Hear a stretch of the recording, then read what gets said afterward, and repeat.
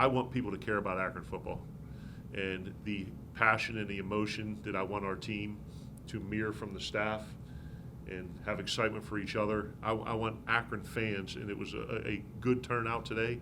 I want people to, it's okay to care about Akron football. And if they stick with us and we keep grinding away, I didn't come here by accident. I didn't come here to get in and get out.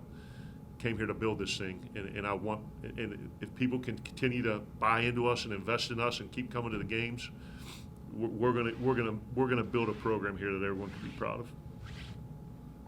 And that's on me. Obviously, give credit to Bowling Green came in with a good game plan, did a nice job executing. Beat the team that beat Notre Dame. So that's a much improved football team. As Coach Leffler, I think he's heading into his fifth season.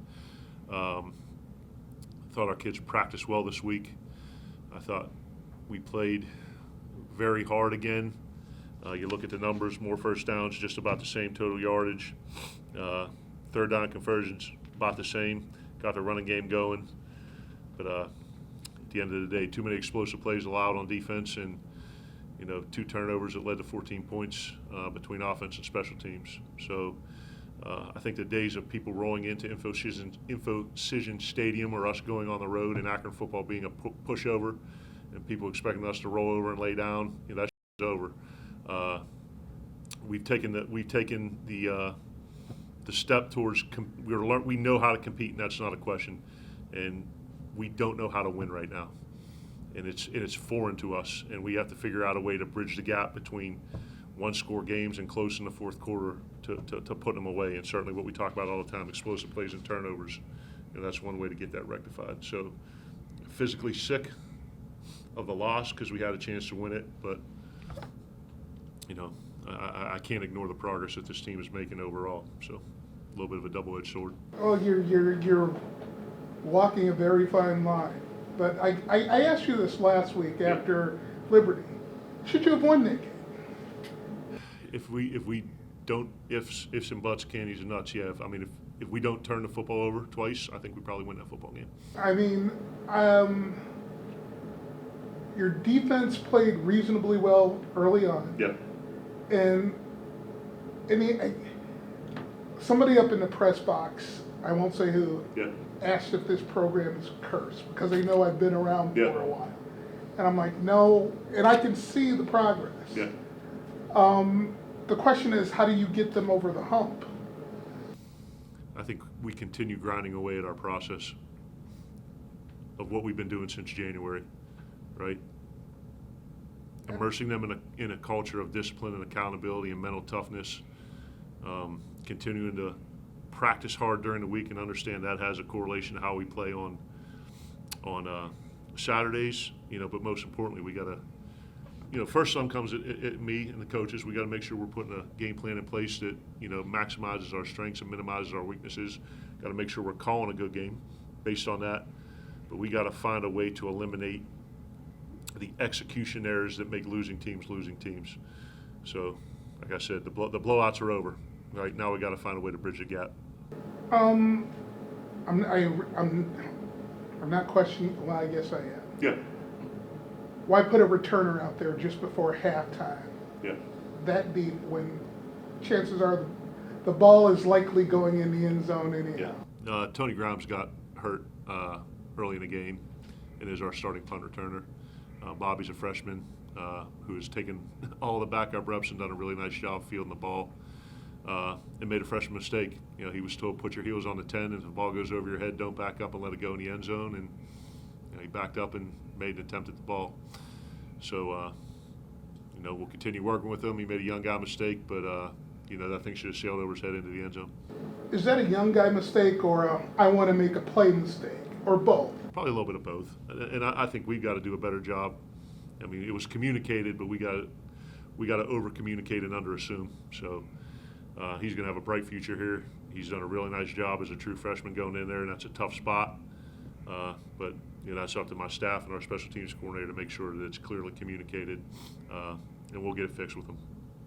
Did DJ say what happened on the interception? I didn't get a chance to talk. No, I don't know. He communicates. He gets on the phone with Coach Fessler after it looked like he missed inside. They were in a zone blitz, and we ran a curl flat concept, which is great versus 3 deep, 3 under, and just looked like he missed a little bit. Was a little bit late, missed a little bit inside. Have you found a running back apparently? I think we've found I think we made positive progress in our running game, and a lot that you and I have talked about is having the quarterback be a component of that. And DJ was over 100. I think Clyde, ended up with 75 plus 25 in receptions. So when the quarterback is a legitimate threat, it forces the defense to defend the whole length and width of the field. I thought Clyde ran with great pad level. I thought he ran with great physicality. I thought he made a bunch of positive yards after contact. That was one of the positives to take out of this. You do realize that past teams here likely would have folded after each of those challenges. Scores have rarely been answered. I take it you view that as part of progress, and where is it coming from? Yeah, we talk. You've heard me use the term response to adversity, Yeah. and that being a part of the DNA of our culture, that we're going to go for 60 minutes and no clock, no scoreboard, and I hate to be, I'm not a moral victory guy, and I hate it, and I don't. But when you're in this building process, you got to take the positive aspects of it and continue to build on them and understand what the weaknesses are and work to minimize or eliminate them. And, we just kept fighting and fighting and fighting. And the analogy I gave the guys, it's like trying to split a boulder with a sledgehammer. It may not crack the first time, may not crack the second time, it may not crack the first 20 times, but eventually the thing's going to split. And that's what I told them in the locker room. We're this close to that thing splitting. And we're going to get there. We are. I thought. What was the mood like in the locker room? Somber. Okay. Incredibly somber. So they obviously believe they got let one slip away more than. Yeah. Yes. And we just went in and, like we always do, hit each other between the eyes with the truth, right? Coach to coach, player to coach, coach to player, and we competed, but we did not finish, and now we got to bridge the gap. A coach once told me that winning comes, and you talk about the process. Yeah. Lose big, lose small, Yeah. win little, Yeah. win big. Yeah. You seem to have skipped a step. Do you see it that way? Which one did we skip? Lose or. Well, we won little to start the season. Okay, Right? well, You take those 2 second games, and they are what they are. We were working. you've lost. We've lost little. Yeah. Now we need to find a way to win little again. So you Yeah. skipped a step. Yeah. I guess that is progress. That is progress. All right, sir. I've got one, Coach. Yes. Just from the standpoint of starting off the game, what needs to happen to get the guys going at that very start? Is there something that is just in their heads on the starting? I don't know. It's something when I meet with the captains and the leadership council every Sunday night and kind of review the week and talk about the upcoming week. I don't know if it's become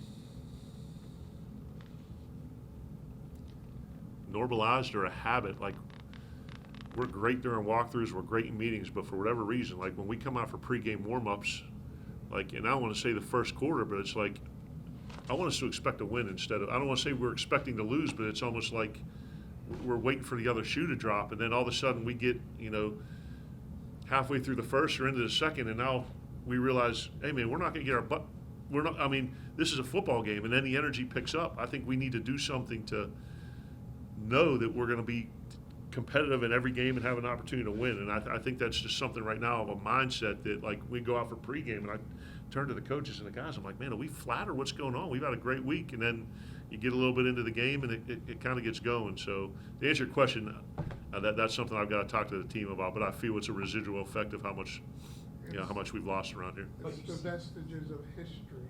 Yeah. Success and failure all leave clues. And we got to figure out a way to, like, just show some emotion in pregame, you know what I mean, and feel like we're going to take the field with a chance to win.